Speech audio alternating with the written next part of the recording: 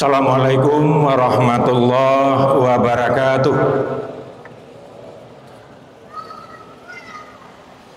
Alhamdulillahillazi khalaqas samawati wal ard wa ikhtilafil laili wan nahar la ayatil liulil albab. Asyhadu an la ilaha illallah wahdahu la syarikalah wa asyhadu anna Muhammadan abduhu wa rasuluh sallallahu alaihi wasallam la nabiyya ba'dah. Allahumma fasholli wa sallim wa barik ala Muhammad wa ala alihi wa sahbihi ajmain. A'udzubillahi minasyaitonir rajim. Bismillahirrahmanirrahim.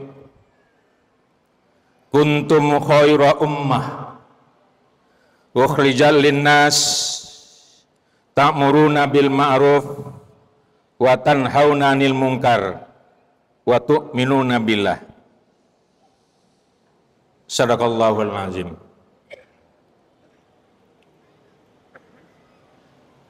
Kamu adalah umat yang terbaik yang dihadirkan ke tengah-tengah umat untuk membangun sebuah peradaban yang konsen dengan keadilan, kebenaran dan kejujuran, dan komit untuk memberantas semua bentuk maksiat, kecurangan, kezaliman dan ketidakadilan atas prinsip iman karena Allah.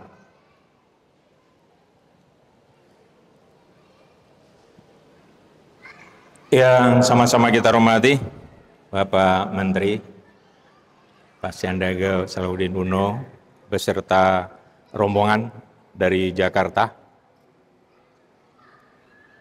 Bapak anggota Kopimda Provinsi yang malam ini hadir, Bapak dan Lanut yang baru nih. Sayang nama beliau saya belum tahu karena tadi ketemu. Mudah-mudahan nanti senang bertugas di ranah Minang. Jadi beliau ini TNI yang paling tinggi Pak, karena main di udara saja. Bapak-bapak, ibu-ibu, hamba Allah, dan istimewa kepada seluruh generasi muda, terutama mahasiswa, kalian adalah harapan dan penyambung cita-cita kami untuk membangun umat yang berkualitas, melanjutkan kepentingan kehidupan berbangsa dan bernegara. Saya ditugaskan oleh pengurus masjid, Pak Menteri. Ini judulnya berat nih. Bagi saya, kalau bagi yang ahli ini tidak apa-apa. Prospek umat Islam di tengah pergumulan pemikiran dan politik global. Ini biasanya kalau di kampus ada seminar, minimal waktunya 4 jam nih. Tapi kita coba nanti dengan 20 menit. Ya, jadi kalau pokok-pokok saja nanti silakan kembangkan. Sebelumnya saya minta maaf, ini harus saya sampaikan Pak Menteri, Bapak-bapak, Ibu-ibu, saya habis menyampaikan tugas ini tidak ikut tarawih di sini. Karena jadwal di sini Pak tak tahu tuh, itu keluarnya 3 hari sebelum Ramadan. Sementara kami ini sudah ada kontrak dengan umat 1 tahun yang lalu. Karena di Ramadan itu sudah ada kan. Jadi untuk itu mohon nanti ada pengertian saya setelah ceramah off. Nah, ya Pak. Ibu-ibu dan Bapak yang saya hormati. 15 abad yang lalu itu Allah sudah mendeklar siapa itu umat Islam. Bagaimana prototip profil umat Islam, bagaimana kapasitasnya, bagaimana tugas dan tanggung jawabnya. Itulah yang dituangkan dalam surat Ali Imran ayat 110. Jelas tegas, kuntum khaira ummah. Kamu adalah umat yang terbaik. Kalau bahasa Minangnya Pak, the best of society ya. Itu lebih kurang kan? Umat yang terbaik yang terunggul, yang diutus oleh Allah ke tengah-tengah umat yang secara keseluruhan membangun sebuah peradaban yang betul-betul concern. Peradaban dibangun atas kebenaran, kejujuran, dan keadilan. Dan menafikan, artinya tidak memberi ruang sedikit pun kepada bentuk yang mungkar. Apakah kecurangan, ketidakadilan, kezaliman, tidak ada. Tapi prinsipnya adalah tu'minuna billah. Landasannya teologi. Ibu-ibu dan bapak, banyak ulama-ulama yang kelas nasional memberikan penjelasan tentang ayat ini. Antara lain Profesor Dr. Wahbah Az-Juhaili, beliau di pakar fikih dan tafsir dari Suriah. Juga ada Profesor Dr. Syekh Sulaiman Asgaf, guru besar tafsir Universitas Islam Madinah, menjelaskan itu. Apa? Khairul ma itu apa? Ukhrijat itu apa? Dan alhamdulillah ibu dan bapak, kesungguhan, ketekunan, fokusnya umat-umat yang dulu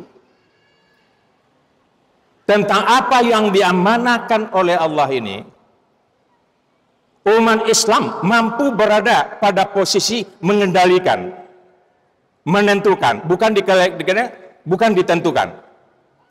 Itu mulai dari abad ke-7 pada tahun 650 Hijrah itu sampai abad ke-13.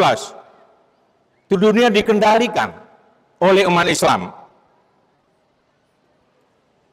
Yang unggul di bidang ekonomi. Silakan lihat adik-adik para mahasiswa, tokoh-tokoh kita, pakar-pakar kita yang mencetuskan konsep-konsep ekonomi. Karena apa? 5 rukun Islam tidak satu pun bisa dilaksanakan dengan baik, apalagi rukun yang kelima, kalau ekonominya tidak sukses. Karena semuanya punya biaya. Dan juga unggul di bidang politik. Makanya Islam secara cepat itu menguasai sampai Andalusia, sampai ke Spanyol dan sebagainya. Tapi bukan menjajah, tidak. Menawarkan kebenaran, keadilan, dan kejujuran. Ya. Sehingganya di bawah kepemimpinan Daulat Umayyah dan Abbasiyah, silakan saja adik-adik lanjutkan nanti. Ya. Lahir ya dari konsep-konsep yang ada dalam Al-Quran itu. Lahir pakar-pakar, dulu bukan matematik namanya, Al-Jabir ya, ilmu ukur, kimia, fisika, astronomi, ilmu bedah. Ya. Makanya dia gampang sekali memberikan warna kepada umat. Jadi jangan dikira ibu dan bapak, Islam sudah pernah sebagai driver mengendalikan perjalanan peradaban hidup dan kehidupan ini. Lalu ibu dan bapak, bagaimana kita mengulang sejarah itu? Banyak orang mengatakan berat, saya nggak sepakat. Ketika kita mengatakan kata-kata berat, tidak mungkin Allah nggak bantu. Tapi ketika kita punya tekad, insya Allah dengan segala ada Allah akan bantu. Karena bantuan Allah turun sesuai dengan komitmen kita. Ibu dan bapak, untuk mewujudkan khairul umat hari ini, abad ini, di tengah-tengah percaturan, pergumulan, pemikiran, ideologi di era global, memang tantangannya tidak ringan. Paling tidak kita lihat ada 2 kekuatan ideologi sekarang. Seakan-akan dia penguasa dunia. Dialah yang banyak mengatur seluruh aspek kehidupan, sosial, budaya, ekonomi, politik, hukum. Itu dikatakan ideologi liberal dan komunis. Silakan saja kembangkan nanti. Lalu di mana kita membangun optimis itu bagaimana? Kita lihat apa potensi yang kita miliki hari ini. Ibu dan Bapak, secara potensi sumber daya manusia, kalau kita kutip dari population, kita lihat jumlah umat Islam hari ini hampir 2 miliar. Tepatnya 1,91 miliar. Nah, ini bukan hal yang ringan, Pak. Ini jumlah. Kemudian kita lihat lagi sarana lain. Karena kalau kita bicara kemajuan, kemudian sebagainya, pasti ada infrastrukturnya, sarana dan prasarananya yang akan membangun, yang mengembangkan intelijensi ini. Mengembangkan seluruh potensi, intelijensi, emosi, dan sebagainya. Alhamdulillah. Ya, sekarang kita memiliki universitas Islam yang terbaik di dunia itu dulu 20 universitas. 5 berada di Indonesia. Mana yang 5 itu, Pak? Pertama, Universitas Muhammadiyah Hamka, Jakarta, masuk. Universitas Muhammadiyah Malang, masuk 1. Universitas Islam Indonesia Jogja, masuk 1. Universitas Islam Sunan Kalijaga Jogja, masuk 1. Sunan Kaliampes, masuk 5. Dari 20 yang the best universitas, 5 di kita. Ini luar biasa. Yang akan membangun yang akan mengisi. Terus ibu dan bapak, kita lihat lagi sarana prasarana ibadah.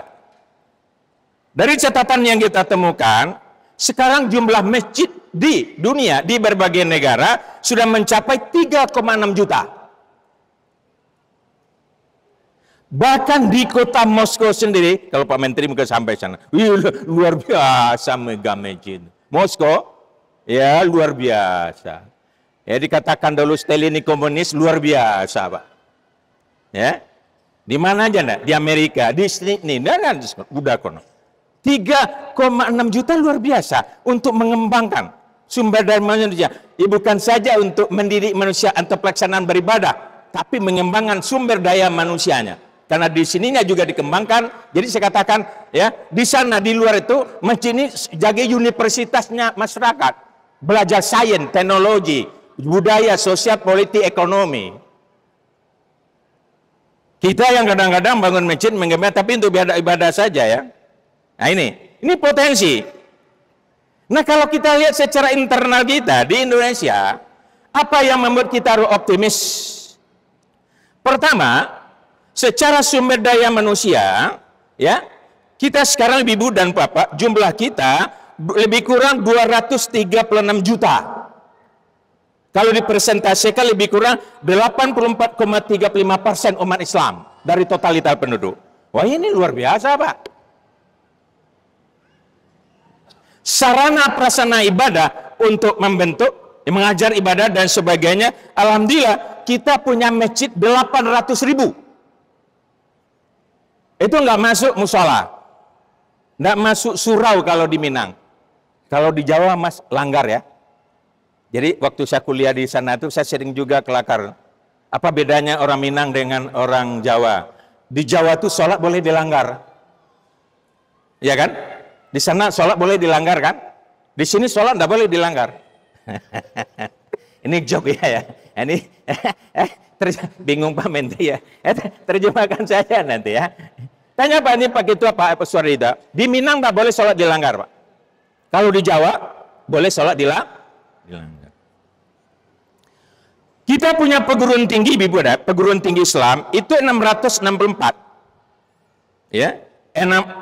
Yang negeri 58. Universitas Islam 29, IAIN 24, STAN ya 5. Apalagi kalau kita tambah dengan jumlah pesantren.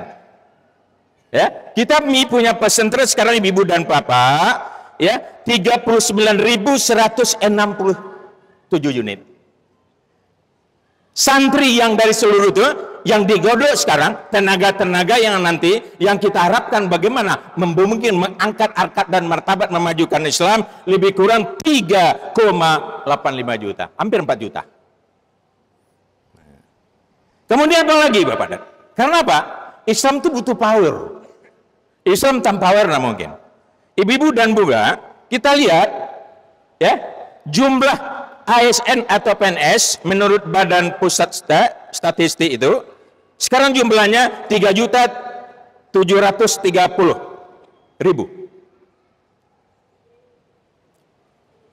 Ya. Luar biasa tuh. Jumlah pegawai BUMN menurut Menteri Erick Thohir nih itu 1,6 juta. Itu yang di ASN, yang itu orang cerdas. Pendidikannya middle up itu. Ya, paling tidak S1. Banyak strata 2, ada yang strata 3. Ini bukan main Bapak dan Ibu. Kita punya tenaga dosen hari ini di Indonesia sebanyak 326.554. Dari yang sekian itu 31 adalah doktor di berbagai disiplin ilmu. Kemudian kita punya profesor, guru besar ya, 5.478. Dan kita jumlah mahasiswa hampir 10 juta, tepatnya 9.320.410 orang. Ini saya harus menyampaikan data-data Pak Menteri. Ini potensi-potensi kita. Nah, kemudian apa lagi? Nah, kalau di zaman Rasulullah, ya, Rasul saja orang yang diberi mandat oleh Allah. Tapi dalam pelaksanaan operasionalnya dibantu oleh tenaga-tenaga khusus yang namanya sahabat. Siapa sahabat pertama, Pak? Abu Bakar? Abu Bakar Siddiq. Itu representasi kalau sekarang. Itulah para cendekiawan yang kita kemukakan tadi. Di para cendekiawan, doktor, profesor, dan sarjana, dia hendaknya menjadi representasi dari Abu Bakar. Kemudian juga di Ibu, ya, keberhasilan Rasul dalam membangun umat juga itu adalah Umar bin Khattab, sosok yang berani. Nah, kalau sekarang kalau kita coba representasikan Umar bin Khattab itu kira-kira apa profilnya? Inilah TNI. Ya, sekarang kita punya ibu dan bapak, jumlah prajurit semuanya 585.345. Ada yang angkatan darat, ya, ada yang angkatan laut, ada yang angkatan udara, ada yang cadangan. Semuanya mulai dari ya prajurit, Pama, Pamen, dan Pati. Dan mayoritas dari jumlah ya, yang lebih dari 1,5 juta ini Muslim. Sampai ke Pati, Jenderal bintang 1, bintang 2, bintang 3, bintang 4, banyak Muslim. Apalagi Pamen, Kolonel, Lekol, banyak. Luar biasa, Pak. Ya. Kemudian juga kita punya apa? Ini decision maker nih untuk menentukan. Ya, ini kalau salah koreksi nanti itu. Ya, yang berada, ya, yang mengayom, yang mengelola kementerian, kan ada 34 ya, 4 Menko, ada 30 kementerian. Itu mayoritas Muslim, ya Pak Menteri? Mayoritas Muslim. Kemudian lagi Ibu dan Bapak, ya, kita punya apa? Gubernur dan wakil gubernur 38 provinsi. 38 kali 2 berapa itu?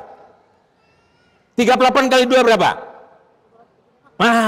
Mayoritas Muslim. Bahkan banyak yang gubernur itu bisa hafal Quran dan sebagainya. Termasuk Sumber. Kita punya bupati dan wakil bupati wali kota 514 kali 2. Itu lebih dari 1020. Ini kita katakan, ini adalah potensi-potensi yang luar biasa untuk mewujud kuntum khaira ummah. Lalu apa tantangan yang kita hadapi pada Ibu? Jadi saya minta maaf ya, mungkin dia Ramadan ini kita tidak kutiba-kutiba Assalamualaikum museum saja ada puasa. Kita coba buka wawasan gitu, Pak. Ada tantangan, Bu, ya. Ada tantangan secara eksternal, ada tantangan secara internal. Nah, secara eksternal Ibu dan Bapak, 15 abad yang lalu silahkan buka Al-Quran. Allah sudah memberikan ya informasi yang tegas, lugas. Pertama, tantangan kepada umat Islam, umatnya ya. Yang kedua, tantangan kepada Islam, ajarannya. Beda ya, kepada umat. Kalau yang kepada umat kita lihat, itu dalam Al-Baqarah 120. Jelas-jelas katakan, walan tardo angkal yahudu walan nasara hatta tatabia millatahum. Yahudi dan Nasrani tidak akan diam, tidak akan senang sebelum kamu tunduk dan patuh menurut dia. Ini bukan rasis ya. Ini ayat. Hah? Kemudian kepada Islam apa? Kepada Islam dikatakan, ya, yuriduna litfiu nurullah bi afwahim. Mereka akan selalu berupaya merancang secara sistemik, secara struktural dan masif untuk memadamkan, mengacaukan, memporak-poranda nur. Nur sengaja Allah katakan nur karena cahaya. Agama Islam. Wah, gawat. Ibu-ibu dan bapak. Tapi kita lihat ayat ini, closing kedua ayat ini itu memberikan suatu harapan yang luar biasa. Nanti kita closing nanti. Ibu-ibu dan bapak, secara eksternal ini kalau kita gambarkan, ya, ada teori pertama ya, itu dikatakan Foucault, ya, gentrification. Ini digagas oleh Red Class, seorang tokoh Yahudi juga. Artinya apa? Penjajahan di era modern. Bagaimana mengubah posisi pribumi yang mayoritas dengan yang lain. Lihat di Palestina itu, bagaimana mereka menghabiskan ya pribumi untuk kepentingan mereka. Banyak contoh ibu-ibu dan bapak, silakan saja nanti pelajari. Bahkan bukan Palestina saja, bukan Singapura, bukan ya Sri Lanka, Tibet. Lihat kan, ini teori yang digagas. Ada secara genosida, menghancurkan, ada yang perannya. Dia banyak tapi tidak dikasih peran. Yang kedua, ada yang namanya program religious building. Ini penggagasnya adalah Sherry Bernard, seorang tokoh Yahudi juga. Adalah bagaimana ya dia membangun namanya agama. Labelnya masih Islam, Pak. Pernah enggak Bapak melihat baru kemarin sebuah pesantren yang luar biasa, labelnya Islam, tapi di dalamnya. Dan ini banyak ajaran-ajaran sekarang yang labelnya tetap Islam, tapi yang isinya enggak lagi. Ini bukti, Pak. Saya sering juga contohkan tuh. Kalau ada yang di sini ya, Bapak-bapak kan ada yang hobi apa namanya, mobil apa namanya itu? Off-road apa namanya itu? Ya. Bodinya itu masih hardtop. Hardtop 80, 81, 82. Mesinnya apa lagi? Udah ganti diesel. Itu yang berbahaya nih. Ini program-program yang demikian. Dan ini berjalan secara apa dan ibu-ibu. Akan menganti. Dan ini tantangan. Ya. Mereka akan mencoba dengan selama tidak patuh dan tunduk kepada sistem mereka, sistem ekonomi, sistem budaya, sistem sosial, sistem politik, dia tidak akan pernah senang. Ini kata Quran, bukan kata Zaitul. Yuridu itu fi'il mudhari ya Pak Tat. Lam di sana kan lam talil, stressing ke depan.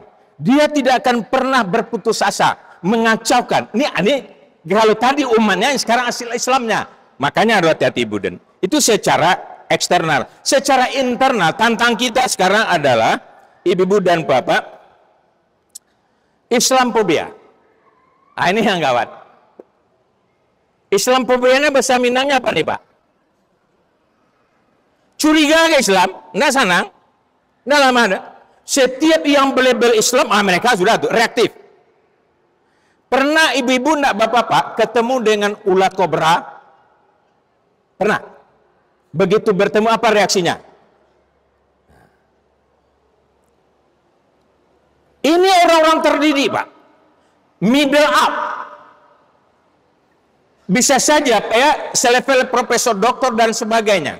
Kenapa? Kenapa terjadi benci kepada Islam padahal dia Islam? Kenapa? Dia tidak memahami Islam secara totalitas. Dia tidak memahami Islam secara komprehensif. Dia tidak memahami Islam secara integrated. Dia tidak memahami Islam secara rahmatan lil alamin. Dia tidak tahu Islam sebagai solusi hidup dan kehidupan yang ditawarkan Allah. Makanya benci. Ini tantang, Pak.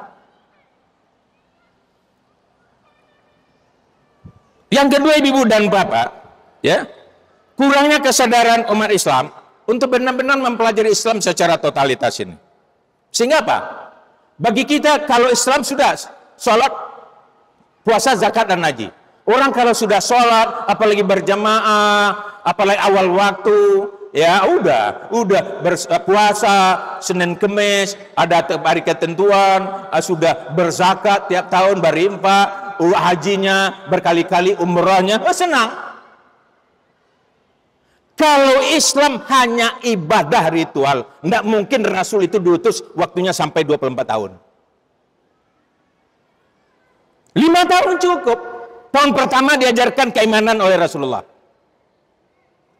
Tahun yang kedua diajarkan ibadah.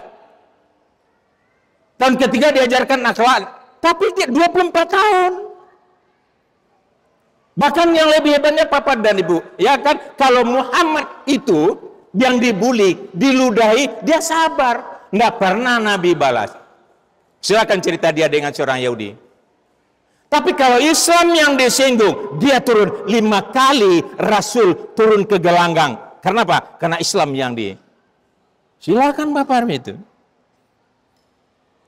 Yang ketiga, tentang kita kurangnya soliditas. Nggak solid. Jadi nggak solid kalau di Minang namanya narata makanan baji.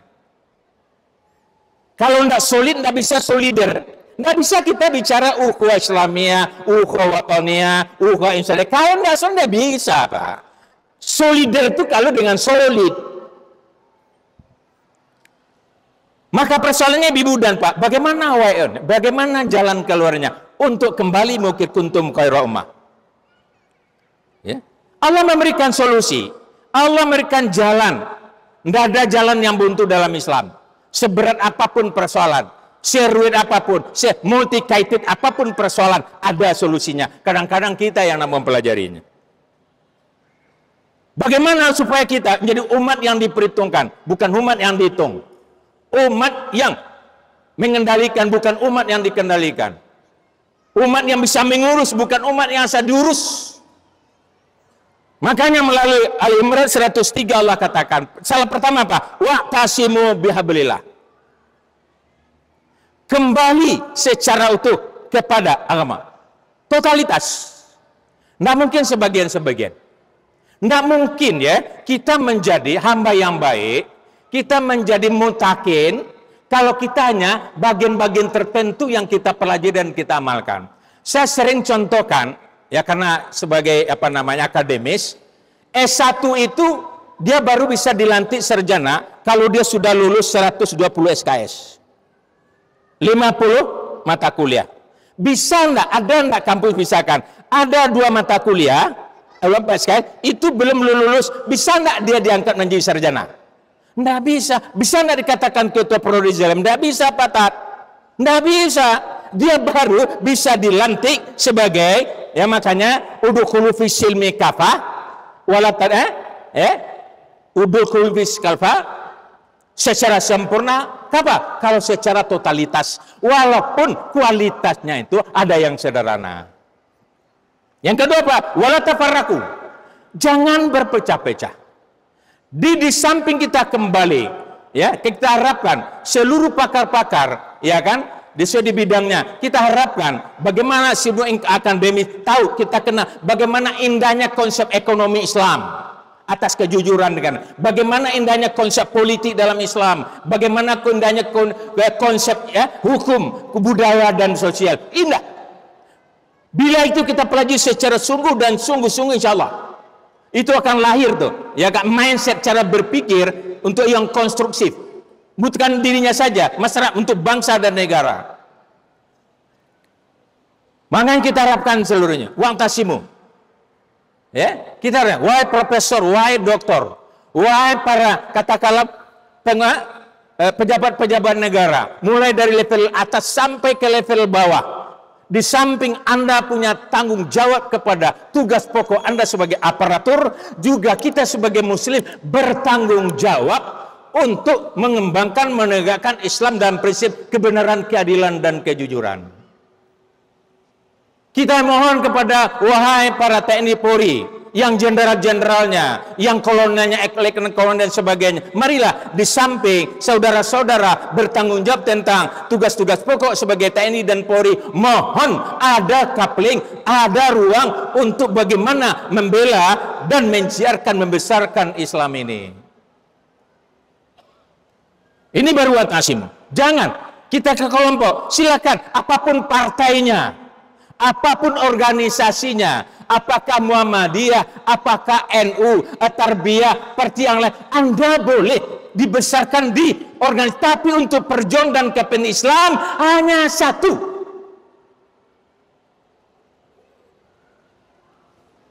Kalau yang dua ini tidak kita lakukan, kita tidak kembali kepada agama Allah. Kita tidak masih berpecah belah karena hal-hal yang kecil.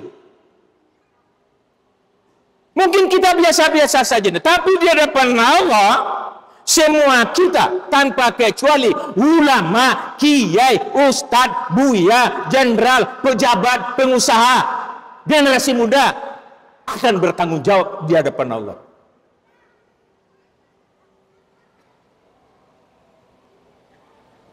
Yang di sana tidak ada pembela, tidak ada penasihat hukum.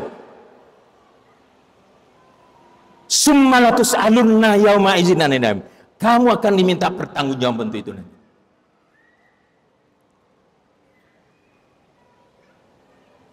Banyak maaf. Assalamualaikum warahmatullahi wabarakatuh.